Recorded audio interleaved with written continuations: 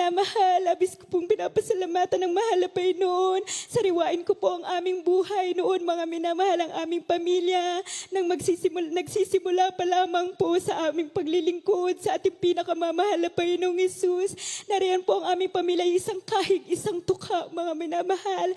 Kami po'y nakatira sa maliit na tahanan, maliit na kwarto na inuupahan na kung saan ang kainan, mga minamahal, liligpitin lamang po yun.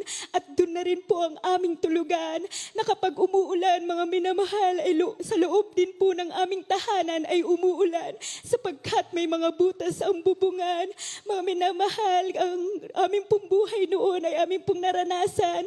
Kung alam niyo po yung 10 pisong munggo sa karinderya, mga minamahal, iuuwi po yun ng aking beloved parents, lulutuin muli, dadagdagan ng maraming sabaw para magkasya sa buong maghapon, mga minamahal.